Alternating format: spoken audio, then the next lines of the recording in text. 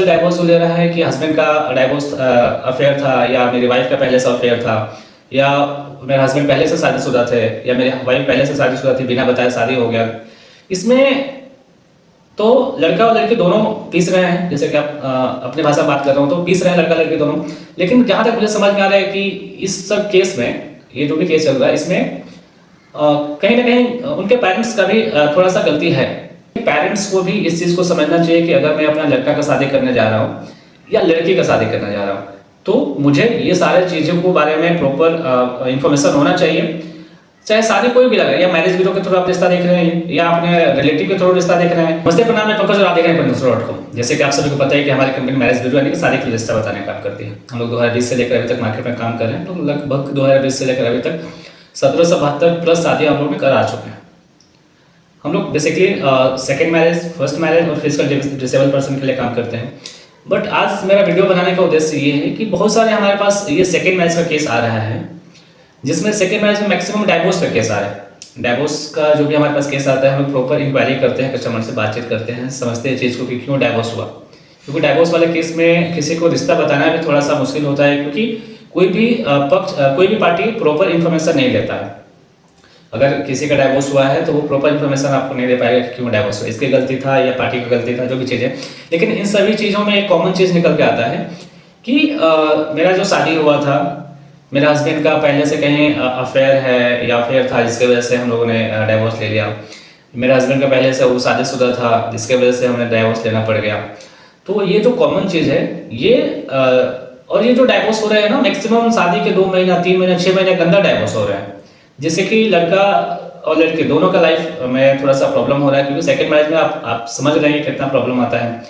First marriage में कैसा भी हो, जो भी चीज़ें हैं आदमी कर लेता है शादी, पर सेकंड मैरिज में बहुत तरह के छानबीन करना होता है कि कैसे है, क्या है, क्यों डाइवोर्स हुआ, घर का कोई प्रॉब्लम है या लड़की में प्रॉब्लम है या लड़का में प्रॉब्लम है, ये सारा चीज़ें मतलब झेलने को मिलता है पार्टी को।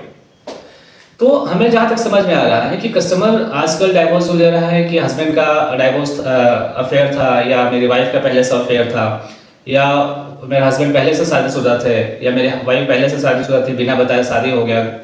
इसमें तो लड़का और लड़की दोनों पीस रहे हैं, जैसे कि आप अपनी भाषा में बात कर रहा हूँ तो पीस रहे हैं लड़का लड़की दोनों। लेकिन जहाँ तक मुझे समझ में आ रहा है कि इस सब केस में, ये जो भी केस चल रहा है इसमें कहीं ना कहीं उनके पेरेंट्स का भी थोड़ा सा गलती है कि अगर वो शादी करने कहीं गए हैं, किसी भी पार्टी के पास गए हैं शादी करने के लिए, लड़की स्पेशली लड़की वाले की मैं बात कर रहा हूँ, स्पेशली लड़की वाले कहीं शादी करने के लिए जा रहे हैं, तो वो मतलब लड़के का कैरेक्टर नहीं कोई भी चेक कर पा रहा है।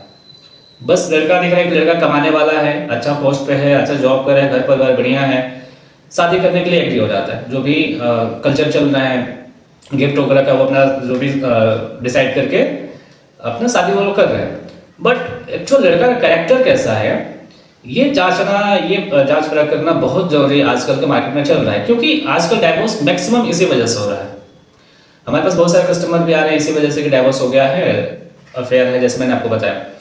तो आपसे ये मेरा ये सुझाव है, या जहाँ तक मैं तो आपको सुझाव देने लायक नहीं हूँ, क्योंकि मेरा मैरिज ब्यूरो है, मैं मैरिज के लिए काम करता हूँ। 5 सालों का मेरा अनुभव है, 5 सालों से मैंने मार्केट में ही काम कर रहा हूँ, और कई तरह के कस्टमर से मैं मिला हूँ, देखा हूँ, समझा हूँ, बात किया हूँ।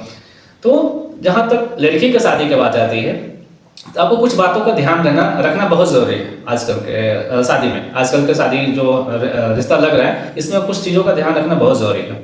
जैसे कि आप लड़की का शादी के लिए लड़के के पास जा रहे हैं, लड़के वाले के पास जा रहे हैं, बात कर रहे हैं, मीटिंग कर रहे हैं, जो भी चीज़ें, तो उस समय आपको बहुत कुछ चीज़ें हैं। जैसे कि आप फर्स्ट ये नोटिस करें कि उस लड़का के घर वाले में गार्जियन कौन है, गार्जियन डिसीजन किसका चलता है।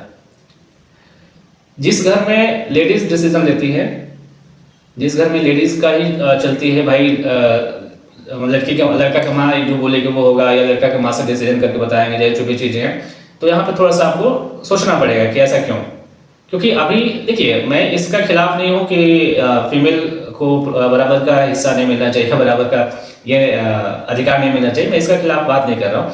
बट परिवार अभी का जो समाज है, पुरुष प्रधान समाज है, तो इसमें आप पहला चीज नोटिस कीजिए कि घर में चलता किसका है, लेडीज का चलता है या जेंट्स का चलता है।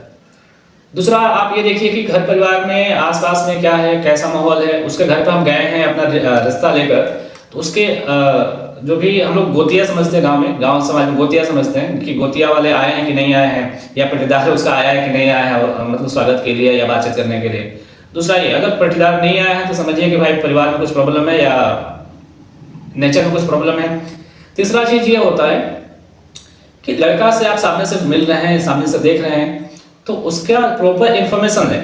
बहुत सारे लोगों का केस होता है कि घर दिखाया कुछ और शादी के बाद किसी और घर में हमको शिफ्ट किया, यानी कि किसी और का घर दिखाकर और शादी के बाद वो अपने घर लेकर गए, यानी कि मिसकम्युनिकेशन किया गया, या उसको कुछ और प्रॉपर्टी दिखाकर किसी और प्रॉपर्टी से शादी हुआ, और लड़की वाले समझते हैं कि भाई ये बहुत चकाचौंध है, घर अच्छा है, ये जो भी है उसके साथ शादी कर लेता है। बाद में चलता है कि नहीं, ये तो कोई किसी और का प्रॉपर्टी था, या उसके चाचा का प्रॉपर्टी था, या उसके बड़े पापा का प्रॉपर्टी था, इसका है नहीं। दूसरा चीज, लड़का अगर जॉब करता है तो प्रॉपर उसका सैलरी स्लिप देखिए आप, क्योंकि आजकल कोई भी कंपनी अपने एम्प्लॉय को सैलरी स्लिप जरूर देती है। ऐसे कोई बोलता है कि नहीं लड़का 20,000 कमा रहा है, 50,000 कमा रहा है, 60,000 कमा रहा है, तो बोलने पे नहीं जाइए, आप उसका प्रॉपर सैलरी स्लिप देखिए कि हाँ सैलरी स्लिप में इसका पिछले 3 महीने का सैलरी स्लिप आप उससे मांगिए कि एक्चुअल में वो कंपनी में वर्किंग है या नहीं है, किस पोजीशन पे है, कितना सैलरी है, आप वहाँ से डिसाइड कर सकते हैं। तीसरा चीज़ है कि लड़का के बारे में आप उनके जो जहाँ घर है उनके आसपास से थोड़ा पता कीजिए, क्योंकि शादी विवाह बार बार नहीं होता है।